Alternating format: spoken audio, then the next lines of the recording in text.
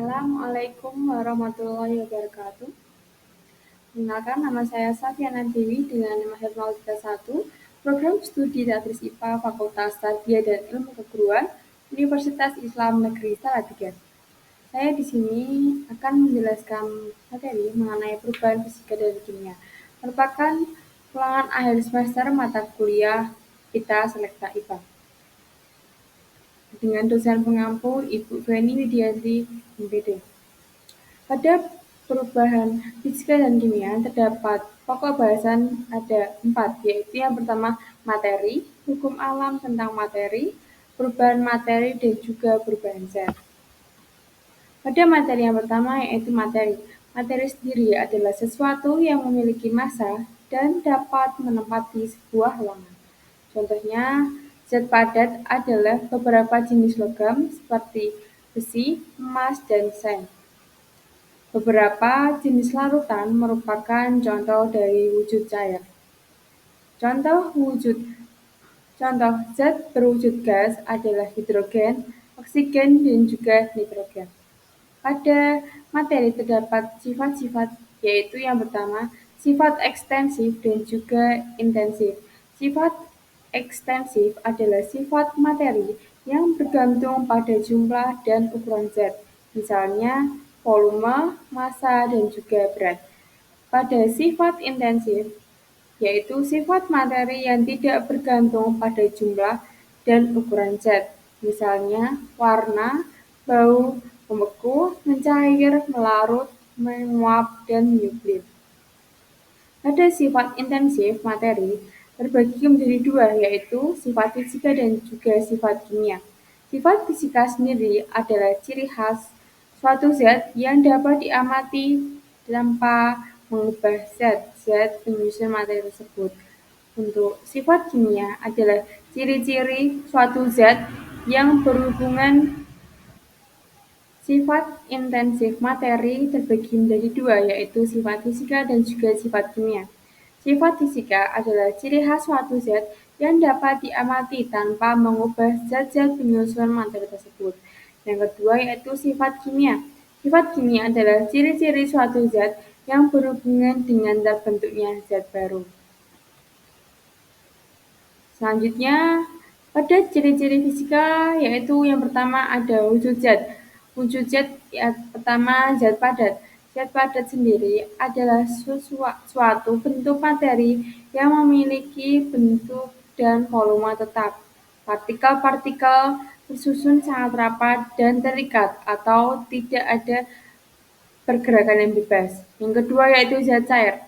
Zat cair adalah bentuk materi yang memiliki volume tetap tetapi bentuknya dapat berubah sesuai dengan tempatnya.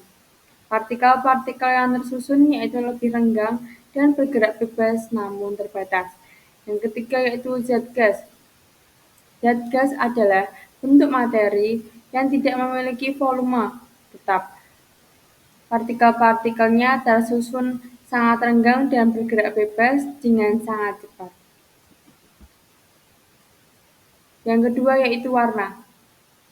Warna merupakan sifat fisika yang dapat diamati secara langsung, di mana memiliki ciri tersendiri yang membedakan satu dengan yang lainnya, seperti susu yang berwarna putih dan juga karbon berwarna hitam. Yang ketiga yaitu kelarutan. Larutan suatu zat dalam pelarut tertentu, misalnya garam dapat larut. Yang ketiga yaitu kelarutan. Kelarutan suatu zat dalam pelarut tertentu, misalnya garam dapat larut dalam air, tetapi kopi tidak larut dalam air. Yang keempat yaitu daya hantar listrik. Daya hantar listrik dalam suatu zat dapat diamati dari gejala yang ditimbulkan. Misalnya, tembaga dihubungkan dengan sumber tegangan dan akhirnya lampu menyala. Selanjutnya yang kelima yaitu kemagnetan. Berdasarkan dari sifat kemagnetan dibedakan menjadi dua, yaitu magnetik dan juga non-magnetik. Magnetik sendiri adalah benda yang dapat ditarik kuat oleh magnet, sedangkan non-magnetik adalah benda yang tidak dapat ditarik oleh magnet. Misalnya, pemisahan campuran bubuk besi dan pasir dengan cara penyaringan atau pengayaan. Selanjutnya yaitu ciri-ciri sifat kimia. Yang pertama, mudah terbakar. Mudah terbakar ini seperti halnya seperti dilarang merokok. Tujuannya untuk mengingatkan kepada konsumen mengenai bahaya bensin yang mudah terbakar. Yang kedua yaitu busuk dan juga asam. Akibat terjadi reaksi kimia dalam suatu makanan atau minuman dapat mengubah makanan menjadi busuk dan berubah rasa menjadi masam. Seperti nasi yang dibiarkan di tempat terbuka, akhirnya akan menjadi basi. Yang ketiga yaitu berkarat. Reaksi antara logam dan oksigen dapat mengakibatkan benda tersebut menjadi berkarat. Selanjutnya yang keempat yaitu mudah meledak.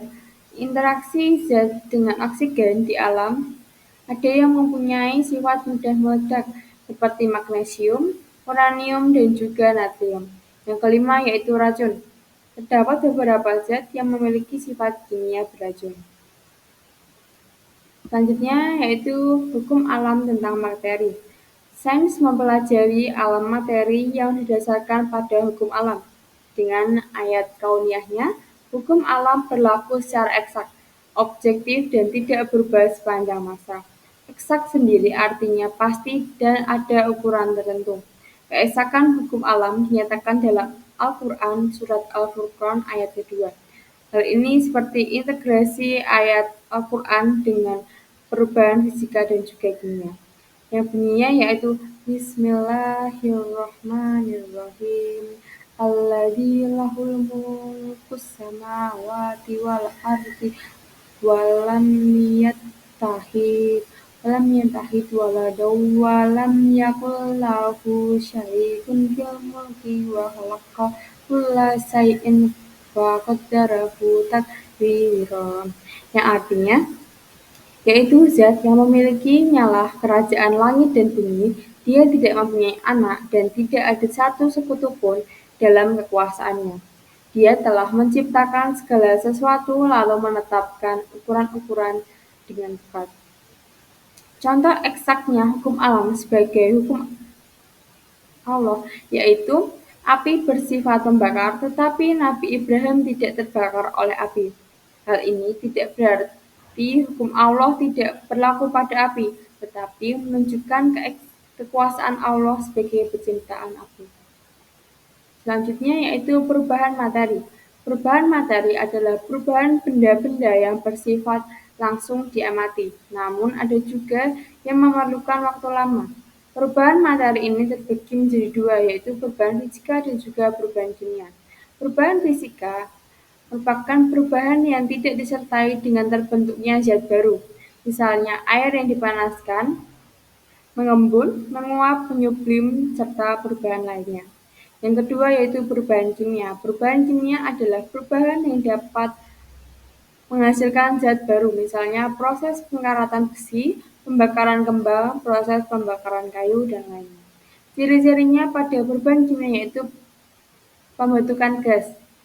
Reaksi bersifat unik. Beberapa reaksi tertentu dapat membentuk gas, contohnya magnesium dengan asam klorida menghasilkan magnesium klorida dan juga gas hidrogen. Selanjutnya yang kedua, pembentukan endapan. Reaksi pengendapan adalah reaksi yang menghasilkan suatu senyawa yang berbentuk padatan, di mana padatan ini tidak larut dengan cairan sekitarnya. Contohnya barium klorida tambah natrium sulfat akan menghasilkan barium sulfat dan juga natrium klorida. Yang ketiga yaitu perubahan warna. Perubahan warna terjadi ketika suatu reaksi berlangsung, akan terjadi perubahan komposisi dan terbentuknya zat baru yang mungkin memiliki warna yang berbeda. Contohnya reaksi antara tembaga sulfat dengan air. Warna tembaga adalah putih. Apabila ditambahkan air menjadi warna biru. Yang keempat yaitu perubahan suhu. Reaksi kimia disertai dengan adanya perubahan energi. Salah satu bentuk energi yang sering menyertai reaksi kimia adalah energi panas.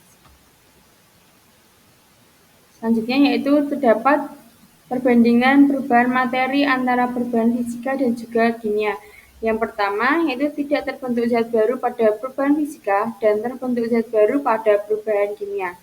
Komposisi materi tidak berubah pada perubahan fisika dan komposisi materi sebelum dan sesudah reaksi mengalami perubahan merupakan perubahan kimia. Pada perubahan fisika tidak terjadi perubahan warna, rasa, dan endapan. Namun pada perubahan kimia terjadi perubahan endapan, terbentuknya perubahan suhu, perubahan warna, perubahan bau, perubahan rasa, dan juga terbentuknya gas.